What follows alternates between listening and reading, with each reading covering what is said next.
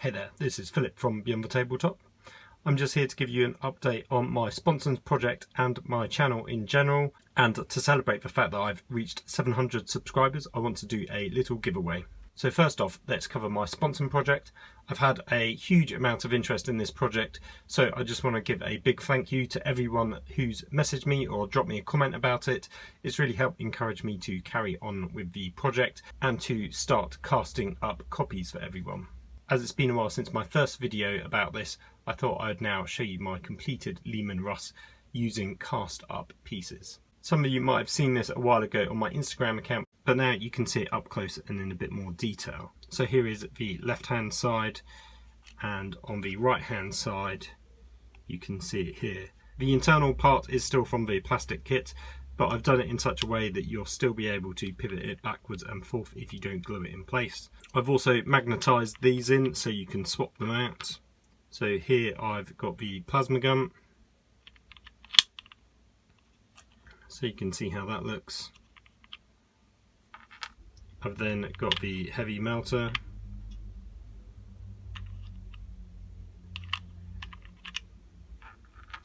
and then lastly I've got the heavy flamer. So here we can see all the different parts I've cast up. The variety in colour is just due to the amount of pigment that I've used each time I've done the cast.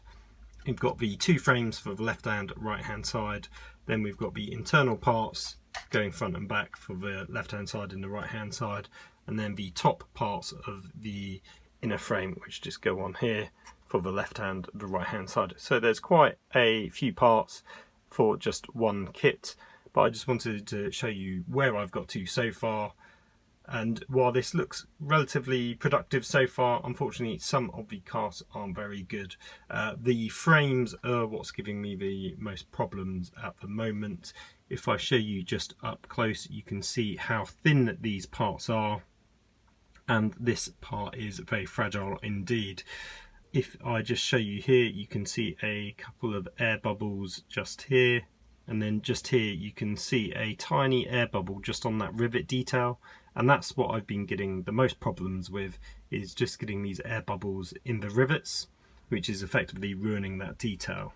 So to me that's a defective item. I'm getting about one good cast for every 5 of these, so unfortunately my kind of production rate is pretty slow down because these are just not coming out consistently good enough. Unfortunately, I've tried lots of methods, but they've still not worked to remove those air bubbles.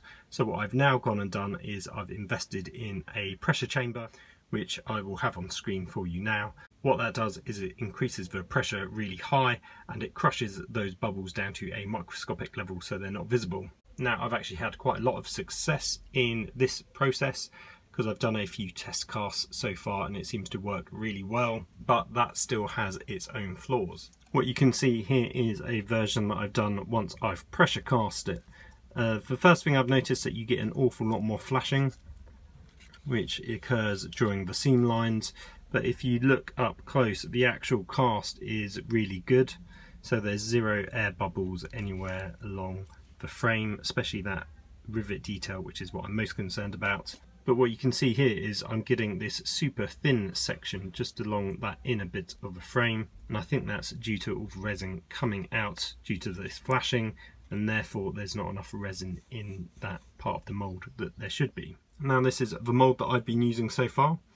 Now there's 2 reasons why I might be having these problems with the frame. One is that this mould is just starting to wear after a while, which could be the case, but I'm just not sure. The other reason is that when I created this, I hadn't cast this up under pressure, and the pressure from the pressure chamber is actually just affecting the mould, because this will likely have a lot of air bubbles in it, which is deforming the mould and therefore allowing all the resin to escape in creating that flashing. So the next step is to recreate this mould using the pressure chamber. What I'll do this time is, rather than doing a split mould like this, what I will do is a proper 2-part mould, which will hopefully have more keyed areas, especially in this inner section, so that should hopefully reduce the flashing as well. So that's the next step that I need to do on this project. It will probably take me a couple more days to get that done. Unfortunately, I'm just struggling to have the free time at the moment in between my work and my family commitments. As you can see, I've made quite a lot of kits so far, but unfortunately only a handful of the frames are defect free. Some of you, however, have expressed an interest in buying the defective ones at a cheaper price, just because all you'll need is a tiny bit of green stuff work to fix them. I've also been asked how much these kits will cost, and I think at the moment they're likely to go for around £15, with the defective ones going for around £10 plus postage and packaging, and are also shipped worldwide. I'd like to sell these for as cheap as possible, but I'd really struggle to sell them any less because I need to cover all my costs, such as the resin, the silicone, and also the pressure chamber. I also need to look into the selling side of things, so either creating an online shop or using somewhere like Etsy just to sell them. And I also need to create an instructional video on how to assemble the kit. If you are interested in getting your hands on one of these kits early, stick around until the end of the video, because that's when I'll be doing a giveaway for a couple of these to some lucky winners. Next up, I just want to give you a little preview of some of the future projects that I'm working on. I've tried to squeeze as much into the frame as possible to show you. The first thing I'm doing is I'm working on an Adeptus Mechanicus Knight army, which will tie in with my Krieg. The army is going to have its own backstory and lore, and the models will all be customized to help tell that story. I've even been designing my own heraldry, which I'll get printed up in decal form. Currently, I've only part built the Valiant, which is what you can see up here in the top right hand corner, and one of the armigers, which you can't see here. I also plan to do a Gallant and a couple of the Forgeworld Knights, along with a small Adeptus Mechanicus army, which will form the Forgeworld that this Knight world is aligned to. Also in the middle here, I have a custom unit that I've created. These are the Daughters of the Cog. They are the shield maidens to the High Princeps of the Knight world. They're basically his personal bodyguard that will run around on foot, even though the High Princeps himself will likely be in a knight. These are converted Sisters of Silence using Skitarii Vanguard heads, along with some green stuff purity seals. For these models, I've been trying to do an Ink 28 Blanchitsu style, as I've always wanted an excuse to dabble in that side of the hobby for a long time now. I'm not sure how they fit into the army in terms of how they actually play, but most likely they'll either be Crusaders or Sisters of Silence. With a bit of luck, I'll hopefully be able to take these to Heat 3 of the Warhammer Grand Tournament, which I'll be attending at the end of the year. After that army, I'll then be doing my Tyranid army, which I've had for quite a while, but so far I've only got one unit painted up, which you can see here, which is my Tyranid Tyrant Guard. I'm going for a classic Leviathan colour scheme with a slight Shield of Baal nod to it, with yellow markings on their foreheads. In the very far background, you can see my completed Gorgon transport. I'm still carrying on with that video series. It's obviously all filmed. It's just a matter of having the time to edit it, and unfortunately they're quite time consuming to put together. And then lastly, on the left hand side, we've got my halfling team, the Jammy Dodgers. It's obviously not all of them because they're halflings, so there's going to be a lot more of them, but I did a build video a while ago, so I'd love to do some more showcase videos, and this will be one of them. I also entered the team into this year's Golden Demon at Warhammer Fest, and I came away with a little gold pin for my trouble, which just meant I was one of the finalists. I was really pleased with that result, and that leads me on to a couple of other awards that I've won in the last year. So the first award that I have here is for Best Army, which I won at the Warhammer 40k Grand Tournament up at Warhammer World. This was for Heat 1 back in October. I also managed to qualify and get to the final, which is at Warhammer Fest. Unfortunately, I didn't do as well, and I came somewhere, let's say, near the bottom. But they were still both fantastic events, and it was great to take part, and I was super happy to win Best Army for effectively the first ever Grand Tournament Heat for 8th edition. The next award that I won was at No Retreat 6. This was a great weekend away. This is over in Gibraltar, and it's run by the SN Battle Report guys. Please do check them out if you haven't heard of them before.